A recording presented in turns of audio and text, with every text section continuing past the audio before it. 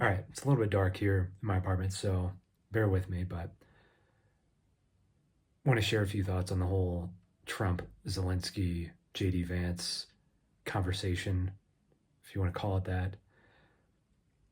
I just saw a clip of Condoleezza Rice saying that it was a setup. I don't know about that or staged or whatever, but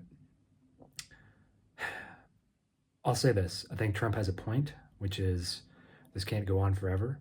I'm not one of those people that wants to dogpile on Trump and thinks he's the Antichrist as much as I disagree with the vast majority of the things he says and does, and think he's just an overall pretty person. But I think what was going on there is a reality check of Trump's not going to stand up to Putin. Biden and Biden administration, I think they had their chance, but I think they were a little too timid and a little too cautious. And I don't necessarily fault them for that, but that's just the reality of, sort of half in, half out. Let's do sanctions and supply weapons and, sort of skirt around this basically proxy war that we're in. Then Europe and the EU, I mean, I don't know all the details, but it seems like they were kind of running a similar playbook of, yeah, let's give them stuff, but we're not getting involved. I think we I think we lost our window. I think Trump is right there. But I think what happened with Zelensky was just such an embarrassment, especially JD Vance. Jesus Christ. Have you even said thank you once? Like, dude, what are you doing? Like, I honestly can't believe that Zelensky didn't laugh at his face. I mean, I think that's what people like them need. Just I think they've gotten a little too high on their own supply in terms of being disruptors or whatever, but they're only disrupting stuff if you give them validity and credibility. But I mean, what JD Vance, I mean, that's like juvenile shit. Like, what are you even talking about, bro? Um, Honestly, if I probably would have slapped him in the face. Because it's just so stupid. Like, oh my God. So, I don't know. Really wild that that was even recorded that way. Some of the comments on YouTube, I saw this Forbes article talking about it, um, or Forbes YouTube video where the comments were talking about it, and people were saying like, "Yeah, I don't think I've ever seen this," and I'd have to agree. I don't think I've ever seen anything like that. Um, but I feel really bad for Zelensky. I feel bad for the people of Ukraine.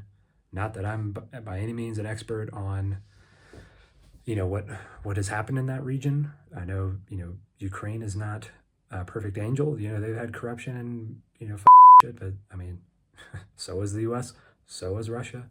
But I mean, when it comes to what happened with the fall of the Soviet Union, what happened with Ukraine and the guarantees they made there to give up nuclear weapons in exchange to not be invaded and have security guarantees, and then that went out the window, and then Crimea, it's just like, bro. So I'm honestly a little confused as to why. I don't know. I guess Zelensky, I guess he was kind of isolated or out on his own there. But I would have just been like, bro, what are you talking about?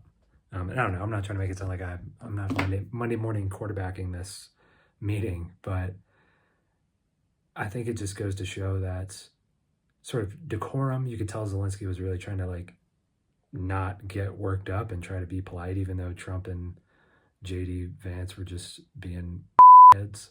Really, JD Vance, I just, that really pisses me off. It's just, no, he shouldn't have gotten this far. Like, I mean, that's a joke. And I just wish, like, I don't know, Zelensky's a comedian. It's like, come on, bro, you could have ripped him apart. Because it's just so laughable. Like, I don't know, I just think about stand-up comedy in the US and roasting people, and it's like, that's what these need. They need to get their ego smashed down so hard because no one has dared to do that, because everyone's who's always been in their circle or has had some negotiation with them, like they don't want to lose their leverage. But it's just like, when someone has nothing to lose, like, oh my God, these people could be torn down so easily. But I don't know. Just what we saw today was absolutely insane. Um, but I mean, I don't know.